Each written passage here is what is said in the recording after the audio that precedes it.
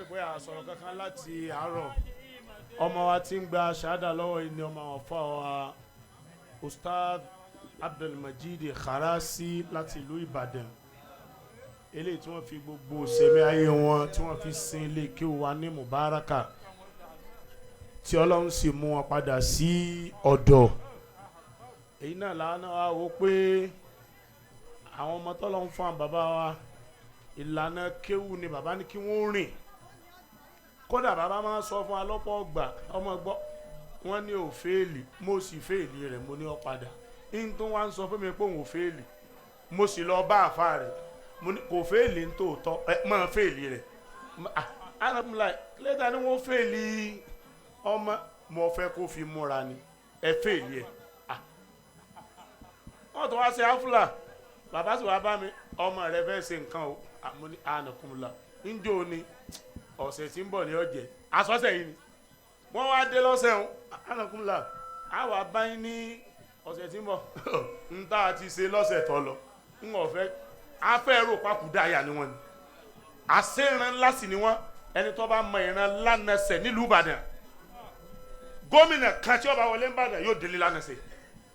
kò sí àgbà àfà tí ò ń délé lánàṣẹ nínú mà nínú kò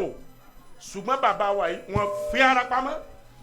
kódà tí wọ́n bá ní aṣọ tí wọ́n fi padà sọ́dọ̀ Ọlọ́run ìròpó lè pé aṣọ 15 tó bá pé 15 aṣọ áfúlà ní 10 àbí 11 nínú ẹ̀ wọ́n wá ṣe bẹ́ẹ̀ ni pé wọn ò ní nǹkan kan wọ́n wá ní táwọn ń ṣe fún náà ni pé ní táwọn bá lọ àwọn tó bí àwọn nù ìgbà tí wọ́n fẹ́ padà la tó mọ̀ pé àṣẹ ìran ni bàbá wa àwa dúpẹ́ lọ́wọ́ gbogbo fámìlì tí wọ́n wá fún wa ní àfa Usman táwa náà ń wò ó lọ́sọ̀gbọ̀ tó rọ́mọdé bàbá bí pọ̀ àwọn Sheikh wa Ahmed ní alájà wa Kausar kọ́ wa tó wọ́n pọ̀ fọwọ́ Mubarak fọwọ́ Jamal wọ́n pọ̀ tó sì ṣùgbọ́n bí kádàrá Ọlọ́run bá ṣe rí òun náà nìyẹn lẹ́n fi fún wa ní àfa wa Usman lónà fi wá ṣe ṣahada ti ìdádiya rẹ̀ ní ìní sanawiya rẹ̀ náà yóò sì ṣe lágbára Ọlọ́run lágbára Ọlọ́run torí pé n tó wu àwọn bàbá wa ní kí wọ́n tó kù láyé àwa dúpẹ́ pẹ́yìn náà gbà á mo sọ̀rọ̀ àwọn ọmọ kan lánàá Abdulsalam àti Ridwanullah Abuja ni wọ́n ti wá bàbá wa káwọn ọmọ yìí dé ó lé kéwú bíi 7 ló ń ti kó wọn dé ó lóun mójútó ẹ̀ olùsùgbẹ́ mi sọ pé Mubarakah tí wọ́n ti jáde ni ó ní kí wọ́n á dákun o wọ́n gbọ́dọ̀ kéwú tán kí wọ́n tó kàwé o ló bá padà sàbújá bí ṣe ń dàbújá oṣù pẹ̀lú yọ̀ǹda Ọlọ́run gbogbo ẹbí wọn débì mi release àwọn méje o gbogbo ẹbí wọn ló débì ẹ wọ́n fẹ́ kàwé nítorí ọjọ́ ọ̀la torí ọjọ́ alẹ́ torí ọjọ́ ìdájí àdéhùn ẹni tó ti lọ ni pé wọ́n gbọ́dọ̀ kéwú tán kí wọ́n tó ka ìwé adúpẹ́ lọ́dọ̀ Ọlọ́run àwọn náà ti jáde sanawi báyìí wọ́n ti wà nílé ìwé gan tí wọ́n fẹ́ parí tó sùmánù wa náà bọ́dà bá ti parí sanawi rẹ̀ onú bẹ̀rẹ̀ skul lágbára Ọlọ́run tí ó sì láṣeyọrí méjèèjì Ustaz Abdulmajid Kharasi Ọlọ́run wọlá gbogbo orí ti ń bẹ níkàlẹ̀ wọlá gbogbo gbìyànjú wọn láàyè bàbá tó bí mi yìí wọlá gbìyànjú wọn láàárọ̀ lọ́sàn-án wọlá àjọ tí wọ́n ti tẹnu lé kéwù yìí wọn ò pa wọn lẹ́kùnrin tí wọ́n fi kó mẹ́ bí ẹ bá sì owó oṣù báyìí tí wọ́n bá tún gbà tí ẹ bá fi 1000 kún owó oṣù wọn tí ẹ bá rí pólíọ̀nù ẹ mọ̀ tí sí owó san fún mi mọ́dà á sí owó san ẹ ti sí san owó tó lé 1000